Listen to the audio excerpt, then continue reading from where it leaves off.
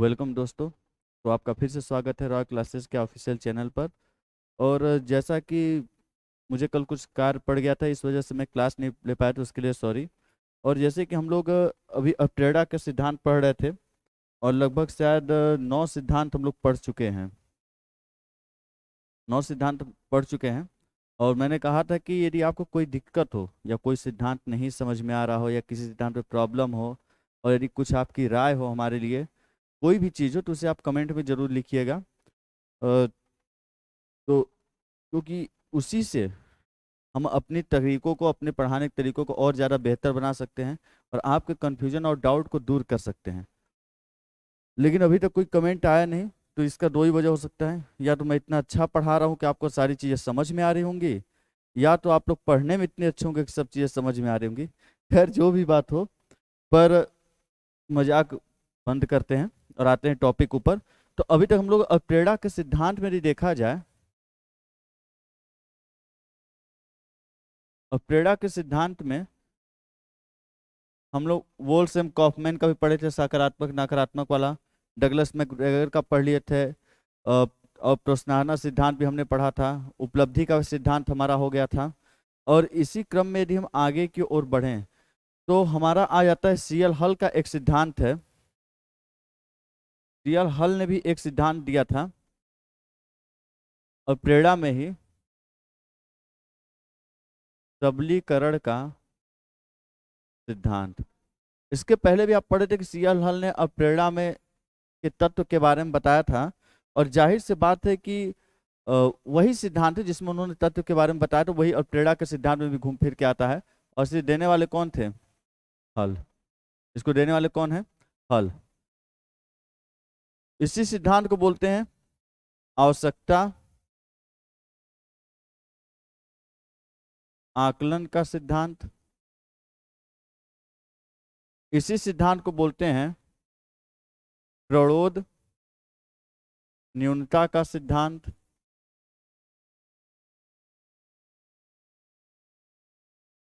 इसी सिद्धांत के ये सारे नाम है कि आवश्यकता आकलन सिद्धांत, प्ररोध न्यूनता का सिद्धांत।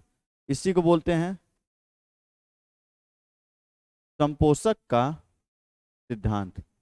देखिएगा, एक ही सिद्धांत के ये सारे नाम हैं। सबलीकरण का सिद्धांत कहिए, आवश्यकता आकलन का सिद्धांत कहिए, प्ररोध न्यूनता का सिद्धांत कहिए, संपोषक का सिद्धांत कहिए। प्ररोध शब्द आप पढ़े थे कि प्ररोध मतलब होता है कि चालक का जो कार्य करता है, आपको चलाने का जो भूख या प्यास होती है, वो प्ररोध कहलाते हैं। तो उसका सिद्धांत, ये सभी एक ही के नाम है। और इसको देने वाले कौन थे? सीएल हल। इनका पूरा नाम हो जाता है क्लार्क लियोनार्ड हल। और यदि इनकी बात की जाए, तो इन्होंने कुछ बुक भी लिखा था। बुक की बात यदि हम यहीं कर लें,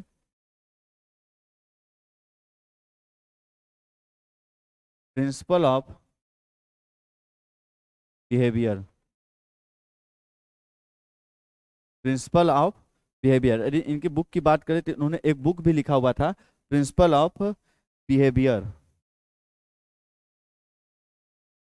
और एक इनका और बुक है,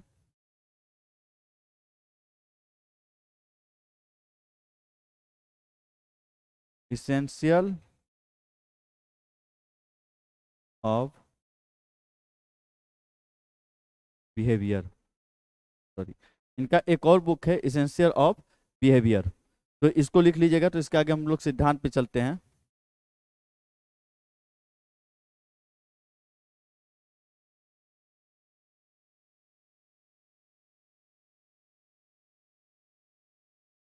सॉरी, यहाँ स्पेलिंग थोड़ी गलत हो गई है।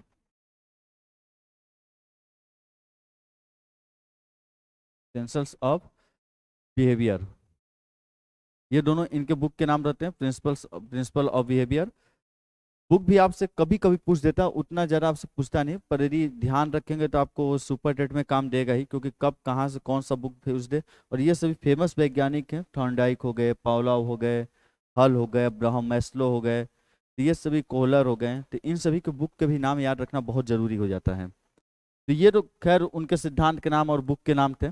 और इसी क्रम में यदि आगे चले, तो आपने पढ़ा था कि हल ने जब अपरेड़ा के तत्व के बारे में बताया, तो जब तत्व के बारे में बताया, तो उसमें आपने पढ़ा था, पहला उन्होंने आवश्यकता बताया था। आवश्यकता पर उन्होंने बताया था चालक, जिसे आप प्ररोध या अंतर्नोद कह रहे थे। तीसरा था प्रोत्साहन, और चौथा उनका था सबलीकरण।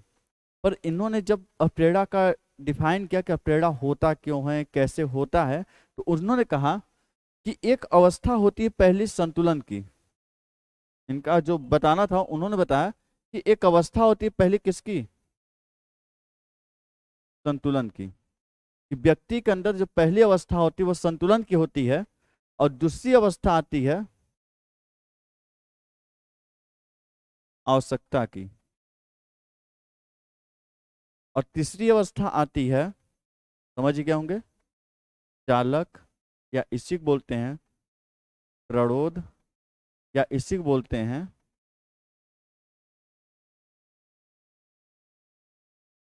अंतर्नोद,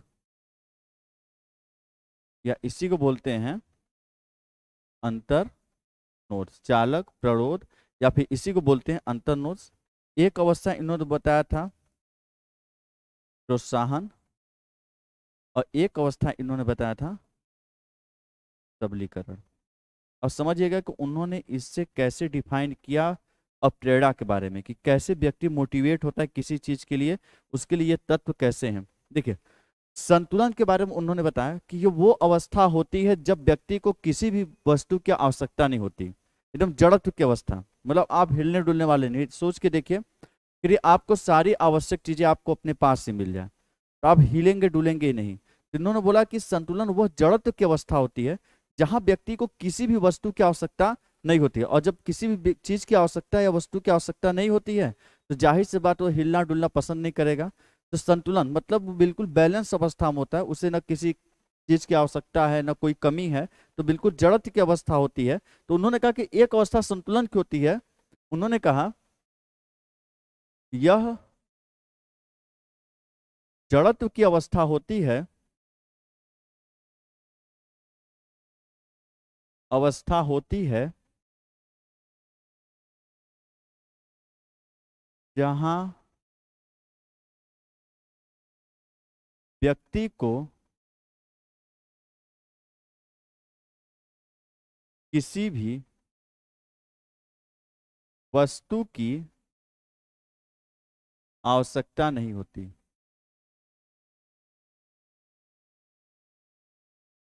नहीं होती मतलब ये एक ऐसी अवस्था है, सोच के देखिए, यदि आपको किसी भी वस्तु की आवश्यकता नहीं होगी तो जाहिर सी बात है कि आप हिलेंगे डुलेंगे क्यों, क्यों काम करेंगे। यदि सब कुछ बैठे बैठे मिल जाए तो आपकी इच्छा ही नहीं करेगी, बिल्कुल जड़त की अवस्था, न हिलना है न डुलना, कोई इच्छा नहीं, सारी चीजें जो भी मन में कर रहा है वो सारी चीजें यदि आपको अपने पास ही मिल जाएंगी तो जाहिर सी बात है आप कभी हिलने डुलने का काम ही नहीं करेंगे। आप क्यों जाएंगे पढ़ने, क्यों यूपी टेट पास करना, क्यों सुपर टेट पास करना, यदि सारी आवश्यक चीजें मिल ही जा रही हैं।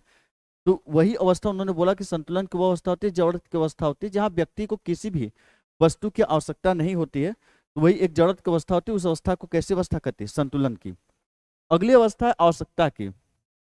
इन्होंने कहा जब व्यक्ति में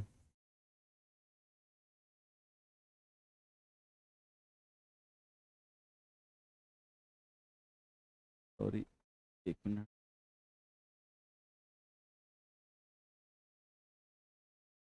देखिए, इन्होंने कहा जब व्यक्ति में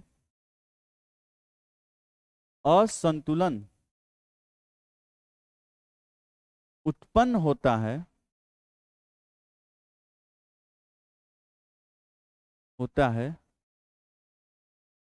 तो उसे वस्तु की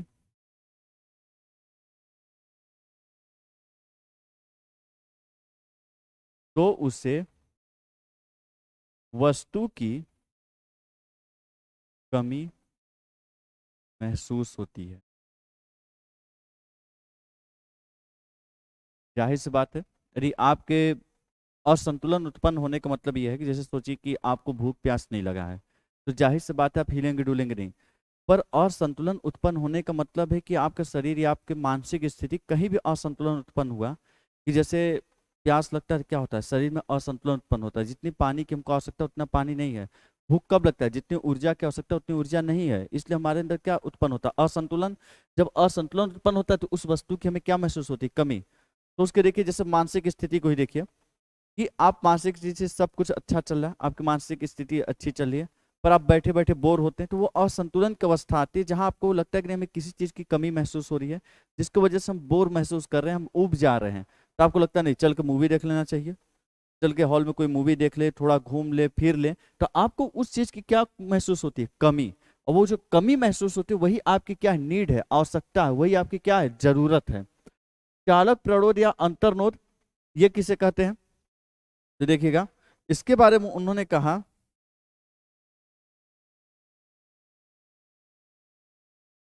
यह व्यक्ति की वह स्थिति होती है, यह व्यक्ति की वह स्थिति होती है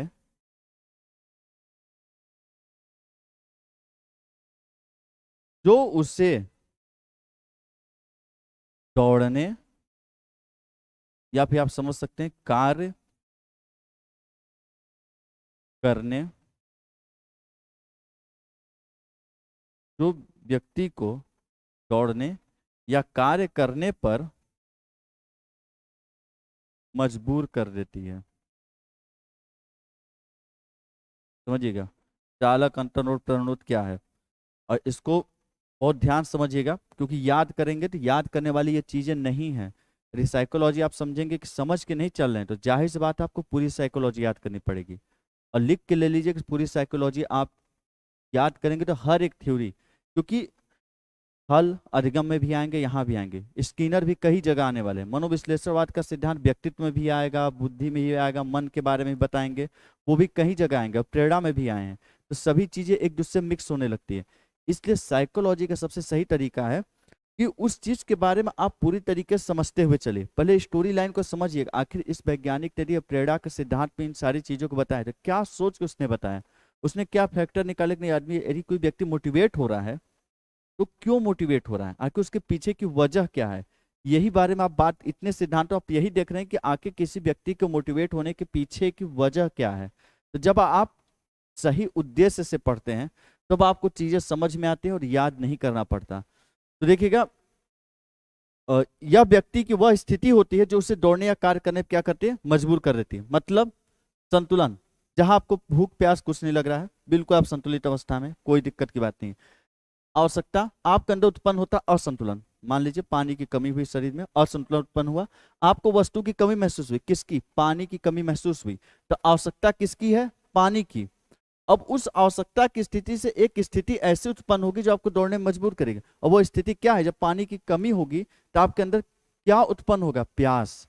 तो वो स्थिति चालक अंतर्नोद या प्रणोद किसको बोलते हैं, प्यास को। देखिए यहां पे लिख देता हूं, आवश्यकता किसकी, पानी की, और चालक प्रणोद या अंतर्नोद उसके वजह से क्या उत्पन्न होगा, प्यास। और जब प्यास लगेगा तो यह एक ऐसी स्थिति होगी जहां पे आप बिल्कुल दौड़ने पर क्या हो जाएंगे, मजबूर। अब न चाहते हुए भी आपको दौड़ना पड़ेगा पानी के लिए, आपको कार्य करना पड़ेगा पानी के लिए, वह एक ऐसी स्थिति होती है। इसलिए इसको बोलता है चालक, चला देने वाला। तो वह एक ऐसी स्थिति होती है जहां पे आप उसके लिए दौड़ने पर क्या हो जाते हैं, मजबूर। प्रोत्साहन के बारे में बोला जाए तो प्रोत्साहन कहा जाता है जिस वस्तु की आवश्यकता होती है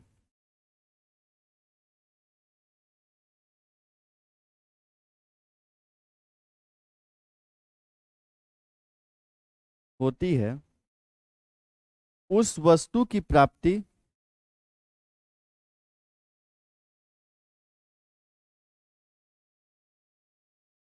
कर लेना। तो देखिएगा, प्रोत्साहन मतलब होता है कि जिस वस्तु की आवश्यकता थी उस वस्तु की आपने क्या कर लिया, प्राप्ति। मतलब आवश्यकता किसकी थी, पानी की, और जब आपने कर लिया किसकी प्राप्ति, पानी की क्या कर लिया, प्राप्ति, तो ये आपके लिए क्या हो जाएगा, प्रोत्साहन। और उसी के बाद एक स्टेप आता है सबलीकरण। सबलीकरण क्या होता है, सबलीकरण के बारे में उन्होंने बोला, वह व्यवहार जिसके कारण आवश्यकता पूर्ण हुई, आवश्यकता पूर्ण हुई, व्यक्ति उसे दोबारा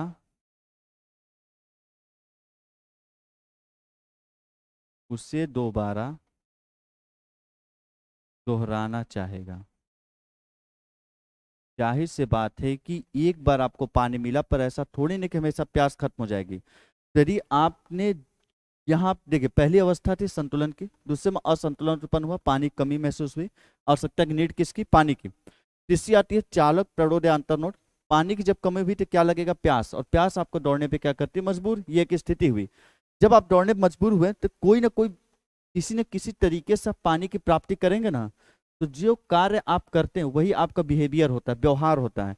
तो जिस भी तरीके से आपने पानी की प्राप्ति किया और आपको ठंडा अच्छा और शीतल जल मिल गया, जैसा भी आप पानी चाहते थे उस तरीके से मिला, तो जब मिल गया तो वह व्यवहार जिसके कारण आवश्यकता पूर्ण हुई है, व्यक्ति उसे बार बार दोहराने की क्या करता है, कोशिश करता है। और उसी को बोला जाता है क्या, सबलीकरण। यदि सोच के देखिए कि आपने जो भी कार्य किया होगा उसकी वजह से पानी नहीं मिलता, और कोई दूसरा कार्य होता है जिसकी वजह से पानी मिल गया, तो अब जाहिर बात है कि आप दोबारा उस कार्य को कभी नहीं दोहराएंगे जिसकी वजह से पानी न मिला हो। तो वही कहलाता है कि उन्होंने बोला कि अप्रेरणा डिपेंड करता है कि किसी व्यक्ति को किसकी कमी हुई, और कमी होने के बाद क्या प्ररोध उठा, और उसके वजह से उसने क्या कार्य किया, और कार्य करने की वजह से उस व्यक्ति को उस वस्तु की प्राप्ति हुई कि नहीं, मतलब जैसा वो चाहता है तो वैसा मिला कि नहीं। यदि मिला तो जाहिर बात है उस कार्य को दोबारा दोहराएगा, और यदि उस तरीके से नहीं मिला जिससे जैसा वो चाहता था, तो वो अपने उस कार्य को दोबारा नहीं दोहराएगा, और जब नहीं दोहराएगा तो प्रेरणा नहीं होगी, और यदि दोबारा दोहराएगा तो क्या होगी उसके बीच, अप्रेरणा। और इसी को बोला जाता है अप्रेरणा या फिर क्या, मोटिवेशन। तो एक बार इसका ले लीजिएगा स्क्रीनशॉट, जिसका एक बार मैं आप लोग को समझा देता हूं।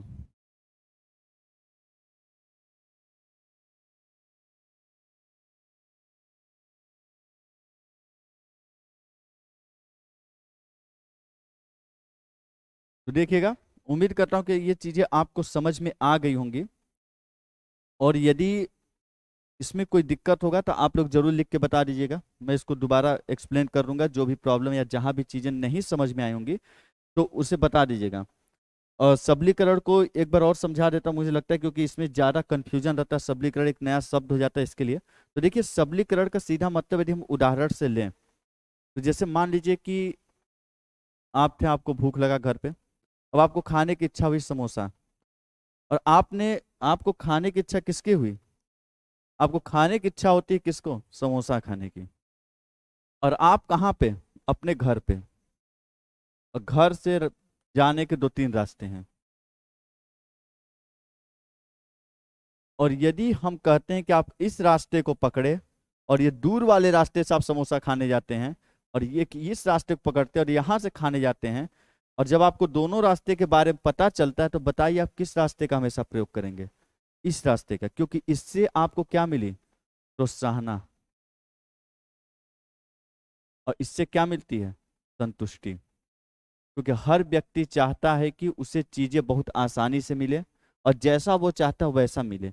जब उस तरीके से मिलेगा तो आप उस रास्ते को अपनाएंगे। और क्या आपको लगता है कि इस रास्ते को अपनाएंगे जिसमें कहीं समोसे का दुकान ही ना हो, और घूमते हुए आप आगे तक कहीं भी निकल जाएं? तो जाहिर सी बात है कि आप हमेशा उस रास्ते को अपनाएंगे। इसको भी नहीं अपनाएंगे क्योंकि ये लंबा है, इसे अपनाएंगे क्योंकि ये छोटा है और जगह पे आपको जल्दी से पहुंचा रहा है। तो यही कहलाता है सबलीकरण। यदि इस रास्ते से आप एक बार गए हैं, इस रास्ते का दोबारा नहीं दोहराएंगे। इस रास्ते से गए हैं, इसको भी दोबारा नहीं दोहराएंगे। आप बार बार किस रास्ते से जाएंगे, यही। और यही जो ये चीज है जो आपको बार बार इसी रास्ते से जाने को मजबूर कर रही है, उसी को कहते हैं सबलीकरण। आपके बिहेवियर, आपके व्यवहार का क्या हो रहा है, सबलीकरण। और इसी चीज को बोला जाता है मोटिवेशन, या कि क्या हो रहा है, आपको अब प्रेरित कर रहा है कि तुम बार बार इसी रास्ते से जाओ, बाकी रास्ते से मत जाओ। तो आई होप आपको समझ में आ गया होगा। अरे, कहीं भी दिक्कत होगा कमेंट में लिख दीजिएगा। और एक पॉइंट और लिख लीजिएगा कि हल ने अपने सिद्धांत के लिए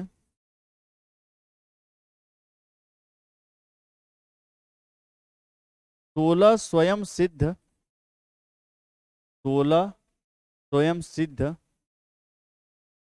प्रमेय दिए थे।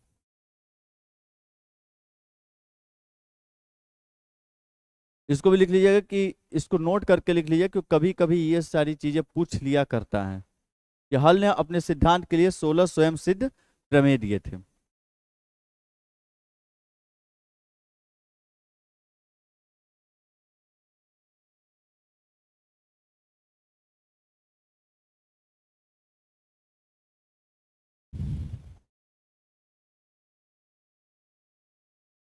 और अगले सिद्धांत की तरफ बढ़े तो अगला सिद्धांत है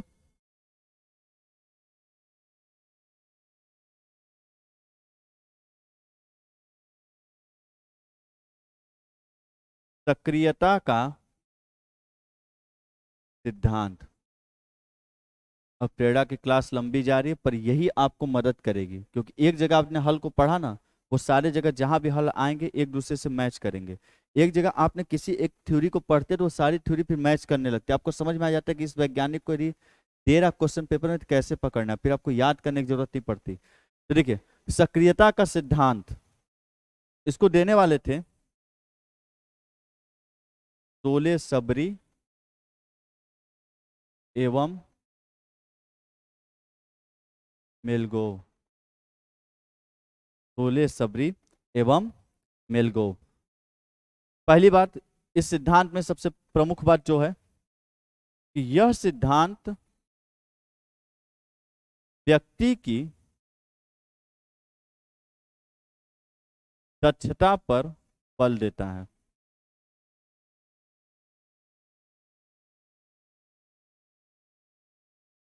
यह व्यक्ति, अरे सॉरी, कि यह सिद्धांत व्यक्ति की दक्षता पर बल देता है। और व्यक्ति की दक्षता किसे कहते किसे हैं, मतलब आपकी दक्षता मतलब होती है योग्यता, कि आपके अंदर योग्यता किस चीजों की है। तो इन्होंने कहा सक्रियता का सिद्धांत, इनका जो सिद्धांत उन्होंने ये बोला कि प्राणी जितना दक्ष होगा,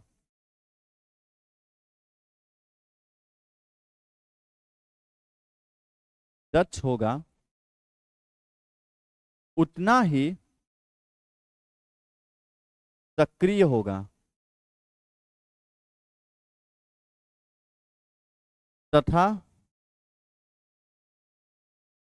किसी कार्य को करने के लिए प्रेरित होगा। देखिए, इनका सीधी बात कहना थी कि यदि व्यक्ति के अंदर दक्षता है तो दक्षता होगा तो उस चीज के लिए क्या होगा, एक्टिव होगा। और यदि वो एक्टिव होगा तो उस कार्य को करने के लिए क्या होगा, प्रेरित। जैसे बहुत से बच्चों को गणित नहीं आता है, मतलब गणित की उनके अंदर क्या होती है, कमी होती है, गणित की दक्षता में क्या होती है, कमी होती है। और जब कमी होती है तो उसके प्रति वो सक्रिय नहीं होते हैं। जब दक्षता में कमी है तो गणित के प्रति सक्रिय नहीं होते, जब सक्रिय नहीं होते तो उसको लगाने के लिए प्रेरित नहीं होते हैं। पर यदि बात की जाए कि यदि उनके जैसे पसंदीदा विषय है, बहुत लोग के जिन जिन बच्चों के मान लीजिए गणित पसंदीदा विषय है, तो गणित विषय में क्या होता है, दक्ष होता है। और जब दक्ष होता है तो उसके प्रति क्या होता है, सक्रिय होता है। और जब सक्रिय होता है तो उसके प्रति क्या होता है, प्रेरित।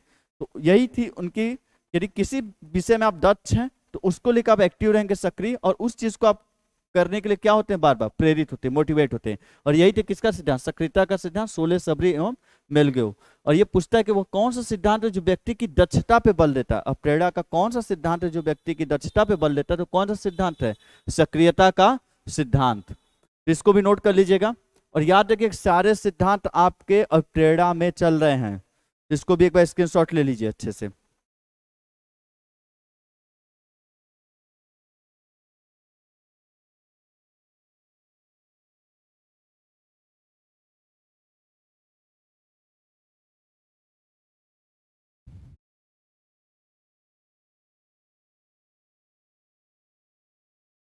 अगले सिद्धांत की तरफ चलते हैं। अगला सिद्धांत लिखिएगा,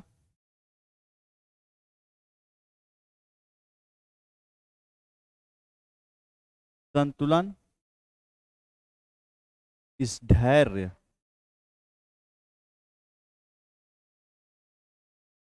संतुलन इस धैर्य का सिद्धांत। इसको देने वाले हैं चैपलिन, कोकर, और साथ में कौन थे, एप्पल। ये बाकी दो उनके सहायता करने वाले थे। संतुलन इस धैर्य का सिद्धांत, इनका कहना था व्यक्ति जितना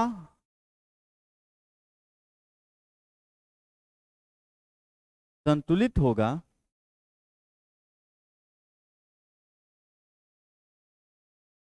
व्यक्ति जितना संतुलित होगा उतना ही किसी कार्य को करने के लिए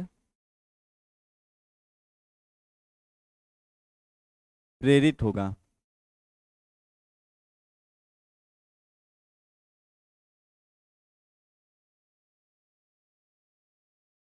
देखिएगा,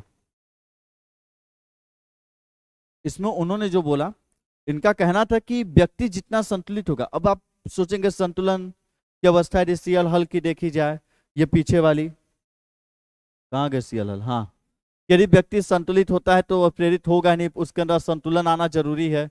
आप यहाँ ऐसे जोड़ेंगे, पर ये जो संतुलन की अवस्था इन्होंने दी थी, देखिएगा, इन्होंने बोला कि व्यक्ति जितना संतुलित होगा, ये बात है संतुलन की किसकी, मनोदशा की। जैसे होता है ना कि आप उदास होते हैं, हताश होते हैं, निराश होते हैं, तो आप संतुलित अवस्था में नहीं होते, तो उस समय आपको कोई भी कार्य करने की बिल्कुल इच्छा नहीं होती है। तो वही कहना था कि यदि मनोदशा संतुलित अवस्था में है और आपकी मनोदशा बिल्कुल संतुलित है, तो आप उस कार्य को करने के लिए प्रेरित होंगे, किसी भी कार्य को करने के लिए। और यदि आपकी मनोदशा अच्छी नहीं चल रही, संतुलित अवस्था में नहीं है, तो आप किसी भी कार्य को करने के लिए प्रेरित नहीं होंगे। खुद ही सोच के देखिए, जब आपकी मनोदशा अच्छी नहीं होती है, आप गुस्से में हैं या भी बहुत ही उदास हैं, निराश हैं किसी वजह से, या बिल्कुल गम में डूबे हुए हैं, तो कोई कितना भी कह दे, आप कोई भी कार्य करने में मन लगेगा ही नहीं, चाहे कोई भी कितना भी पसंदीदा कार्य हो। पर यदि आपकी मनोदशा सही है, संतुलित अवस्था में, तो आप किसी भी कार्य को करने के लिए क्या होते हैं, प्रेरित होते हैं। ले लीजिएगा इसका स्क्रीनशॉट, फिर अगला लिखवाते हैं।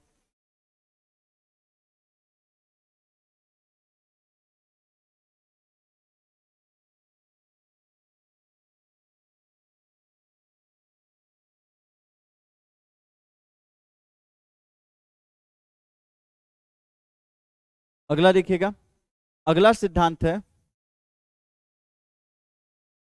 संवेग का सिद्धांत। और याद रखिएगा, मैकडूगल का मूल प्रवृत्ति का सिद्धांत था। ये किसका सिद्धांत है, संवेग का सिद्धांत। ये अलग वैज्ञानिक का, और मूल प्रवृत्ति का सिद्धांत जो पढ़े थे, मूल प्रवृत्ति एवं संवेग का सिद्धांत, वो मैकडूगल का अलग था। ये सिर्फ संवेग का सिद्धांत है, या इसी सिद्धांत को बोलते हैं सुख एवं दुख का सिद्धांत। और इसको देने वाले जो हैं वो वैज्ञानिक हैं टोलेमन। और इन्होंने बड़ी सटीक बात बोली। इन्होंने कहा कि व्यक्ति अपने संवेगों से, अपने संवेगों से प्रभावित होता है।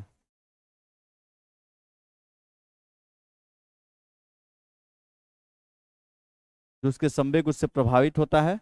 और दूसरी जो इन्होंने बात की है प्रेरणा को लेके, उन्होंने ये कहा कि प्राणी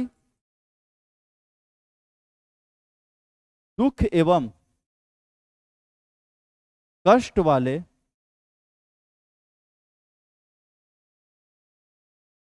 कार्य से दूर भागता है,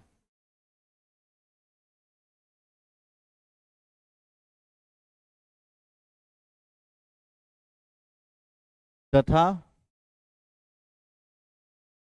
सुख एवं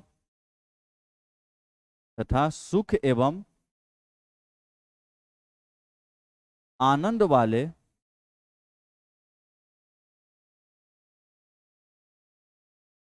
कार्य से आकर्षित होता है। कार्य को आकर्षित होता है।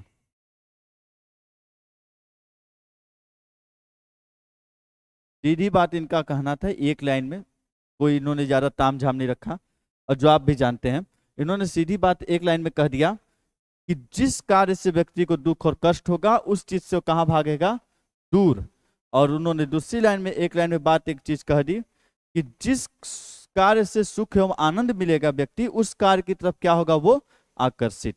तो उन्होंने कहा कि सीधी बात है, प्रेरणा की एक लाइन में बात है कि व्यक्ति के मोटिवेट होने की जो वजह है एक है, यदि उस कार्य से उसको दुख मिल रहा है तो उस कार्य के प्रति कभी मोटिवेट नहीं होगा, यदि उस कार्य से उसे सुख एवं आनंद की प्राप्ति हो रही है तो उस कार्य के लिए मोटिवेट होगा। और यही था इनका संवेग का सिद्धांत कि संवेग से व्यक्ति प्रभावित होता है, यदि कोई कार्य करके उसे दुख मिल रहा है तो उससे वो प्रभावित हो जाएगा और उस कार्य को दोबारा नहीं करेगा।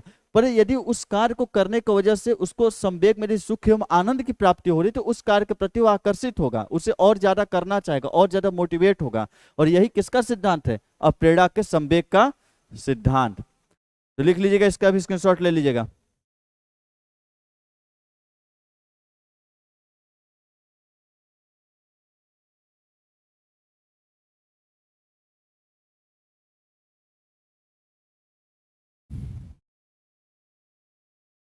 अगला सिद्धांत चलते हैं। अगला सिद्धांत है, ये नहीं समझ होगा,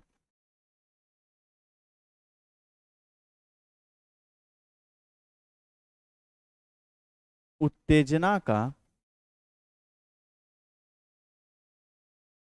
सिद्धांत देने वाले बर्लिन हेस, बर्लिन एवं हेस। और इन्होंने एक लाइन में बोला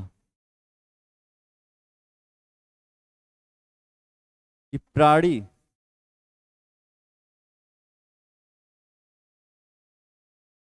जिस कार्य से प्रभावित होता है, जिस कार्य से प्रभावित होता है या उत्तेजित होता है,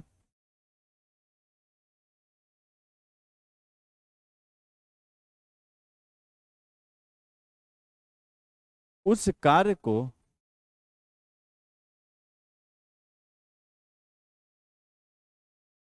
करने के लिए प्रेरित होता है।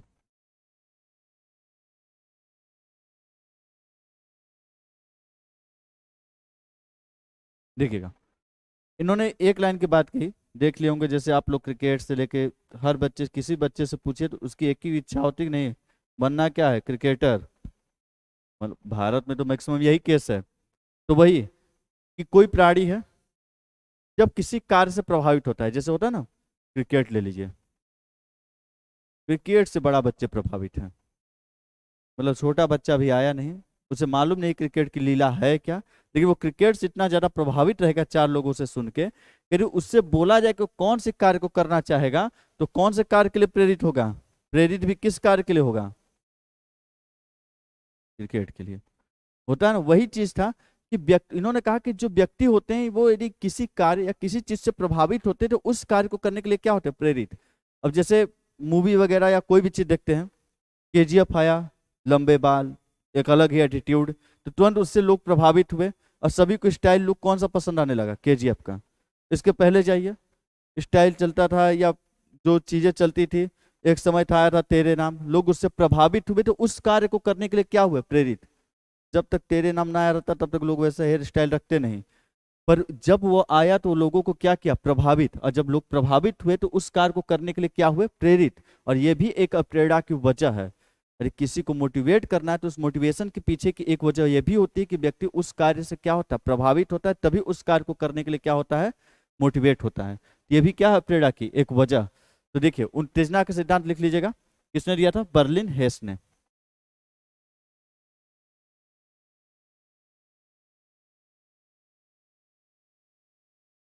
और सभी चीजों में जानिएगा कि सभी अप्रेरणा के सिद्धांत हैं। यदि आप पूरा नाम लिखना चाहेंगे इसको ऐसे लिखेंगे, अप्रेरणा का उत्तेजना का सिद्धांत, इस तरीके से लिखना होगा।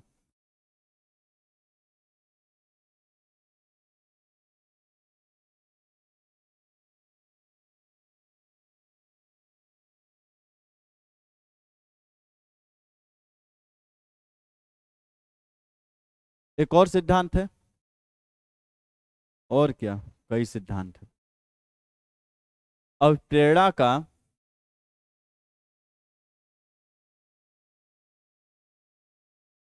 क्षेत्रीय सिद्धांत, अप्रेडा का क्षेत्रीय सिद्धांत, इसको देने वाले हैं कर्ट लेविन। और कर्ट लेविन क्या थे? गणितज्ञ थे। इनके थ्योरी को, क्षेत्रीय सिद्धांत को और अच्छे तरीके से अधिगम के अंतर्गत पढ़ेंगे, जहां पे पूरे क्षेत्रीय सिद्धांत को पूरी तरह एक्सप्लेन करके पढ़ेंगे। फिलहाल में ये जानिएगा कि गणितज्ञ थे जिन्होंने बताया था कि कैसे व्यक्ति एक विशेष क्षेत्र में रहता है, उसका एक वातावरण होता है, कैसे उसमें कर्षण होता है जो उसको प्रभावित करते हैं। तो फिलहाल में आप बस इतना जानिएगा प्रेरक क्षेत्रीय सिद्धांत। अभी अधिगम में चलेंगे तो वहां इस चीज को बहुत एक्सप्लेन करके अच्छे तरीके से पढ़ेंगे, लंबे चौड़े में। तो देखिए, इनका सीधे कहना था, अब प्रेरक कौन सिद्धांत? क्षेत्रीय सिद्धांत। इन्होंने सीधे कहा कि व्यक्ति या प्राणी, व्यक्ति या प्राणी कोई भी शब्द का प्रयोग करिए, अपने ऊपर है, व्यक्ति या प्राणी किसी विशेष क्षेत्र से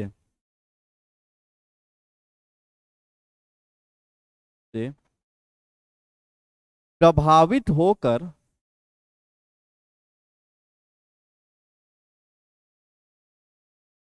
कार्य करने के लिए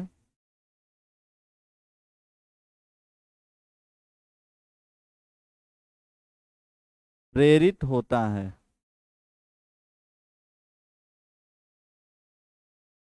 देखिएगा, इन्होंने कहा कि व्यक्ति या प्राणी किसी विशेष क्षेत्र से प्रभावित होकर कार्य करने के लिए प्रेरित होता है। मतलब यदि इनका एक बार शॉर्ट में आपको बता दूं, क्योंकि अधिगम में पूरी तरह पढ़ाना ही आपको एक्सप्लेन करके, इन्होंने कहा कि एक एरिया होता है जो कि व्यक्ति, जिसमें प्राणी रहता है, जैसे मान लीजिए पी लिख दिया, पर्सन, जो व्यक्ति रहता है उसका एक अपना खुद का वातावरण होता है, खुद एरिया होता है। और इस एरिया के बाहर उसका क्या होता है? लक्ष्य। अब मान लीजिए प्राणी है, व्यक्ति है, इसको कुछ कर्षण मिलेंगे, मतलब कुछ प्लस पॉइंट मिलेंगे जो इसको मोटिवेट करने के आगे भेजते हैं, कुछ माइनस पॉइंट अवरोधक होंगे जो इसको रोकने का काम करते हैं। अब मान लीजिए ये उसके बीच का गैप है, यदि इस गैप को पूरा कर लिया तो अपने लक्ष्य की क्या कर लेगा? प्राप्ति। तो उन्होंने वही बोला कि मान लीजिए अवरोध तो रहते हैं, हर कार्य में आपके अवरोध क्या होते हैं? होते ही हैं। पर उन्होंने कहा व्यक्ति किसी पॉइंट ऐसा होता है, प्लस पॉइंट, जिसकी वजह से व्यक्ति किसी क्षेत्र से क्या होता है? प्रभावित होता है। और जब प्रभावित होता है तो आगे बढ़ के किसकी प्राप्ति कर लेता है? लक्ष्य की। अभी इसको पढ़ेंगे एक्सप्लेन करके अच्छे से, हर एक पार्ट को लेते हुए अधिगम के अंतर्गत आएंगे, जहां पूरी तरह से एक्सप्लेन होगा। अधिगम में भी इनका क्षेत्रीय सिद्धांत आता है।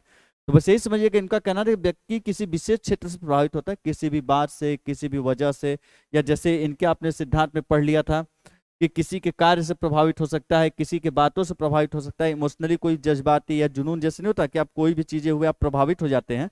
तो प्रभावित होने के कारण उस कार्य को करने के लिए क्या हो जाता है? व्यक्ति प्रेरित हो जाता है। ये किसका? कर्ट लेविन का, अप्रेडा का क्षेत्रीय सिद्धांत। तो इसका भी एक बार अच्छे से स्क्रीनशॉट ले लीजिएगा।